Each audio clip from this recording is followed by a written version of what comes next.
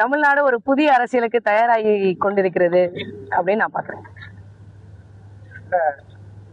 கட்சி தொடங்கி முதல் முறையாவே ஆட்சி அமைக்கிற வலுவான ஒரு கட்சி அந்த தாவைக்கா வந்திருக்கு. ஆண்ட கட்சி திமுக, அதிமுக, நாம் தமிழர் இதெல்லாம் ஒரு அனுபவம் வாய்ந்த கட்சி. எப்படி இருக்கு அந்த ஆட்சி? எப்படி இருக்கு? உக்ரைன்ல ஜெலன்ஸ்கின்னு ஒருத்தர் ஆட்சிக்கு வந்தாரு. அவர் எப்படி தெரியுமா ஆட்சிக்கு வந்தாரு? இதே மாதிரி திரையில தோன்றி கோமாளித்தனம் பண்ணி தான் ஆட்சிக்கு வந்தாரு. உக்ரைனோட நிலைமை இப்ப என்ன இருக்குன்னு தெரியுமா? 100 ஆண்டுகளுக்கு பின்னாடி போயிடுச்சு. அதே மாதிரி ஒரு விஷயம் தான் தமிழ்நாட்டுல நடக்கும். நீங்க கட்சி கட்டமைப்பு கிடையாது, கருத்தியல் ரீதியான ஒரு எந்த விதமான கோட்பாடும் கிடையாது. மக்களை சந்திச்சு இது வரைக்கும் விஜயனுடைய ஷூ கூட தமிழ்நாட்டு தரையில பட்டதில்லை. மக்கள் போராட்ட களங்கள்ல மக்களுடைய வேர்வை அவருடைய சட்டை மேல பட்டதில்லை. வேர்வை துளியோட என் சென கண்ணீரும் கம்பளையுமா இருக்கும். நாங்க போராட்ட காலத்துல என் மக்களுடைய கண்ணீரை தொடப்போம். கைகளை பிடிச்சு கவலைப்படாதீங்க, உங்களுக்கு நாம் தமிழர் கட்சி இருக்குது அப்படின்னு சொல்லுவோம். அந்த மாதிரி ஒண்ணு கூட நடிகர் விஜய் சொன்னதில்லை.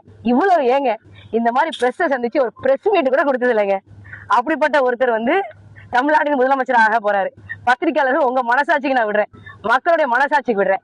ஒரே ஒரு இதுதான், நான் 12ஆம் வகுப்புல இயற்பியல 200க்கு 200 மதிப்பெண் எடுத்தேன். அந்த அடிப்படையில சொல்றேன், இயற்பியல் விதிதான், எது சீக்கிரமா வளருதோ அது சீக்கிரமா வீழும்.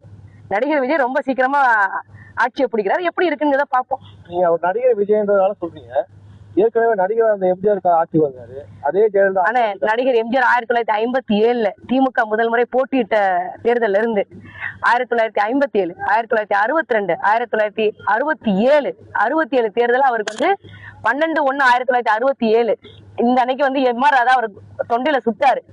அந்த அந்த புகைப்படத்தை வச்சு அவர் துண்டுல கழுத்துல ஒரு பெரிய கட்டு போட்டிருப்பாரு. அதை வச்சு 15 ஆண்டுகளாக திமுக உழைத்த எம்ஜிஆர் தான் அடுத்து 1977 ஆட்சி அமைச்சார்.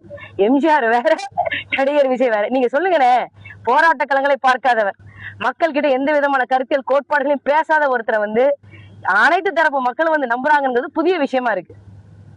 நாங்க என்ன பாக்குறோம் அப்படின்னா, பாஜக நடிகர் விஜயை வச்சு தமிழ்நாட்டை காவிய மையமா, ஒரு பாசிச மையமா, மதச்சார்பு உள்ள ஒரு மாநிலமாக மாற்ற போகுது அப்படிங்கிற ஒரு அச்சம் பிறந்திருக்கு.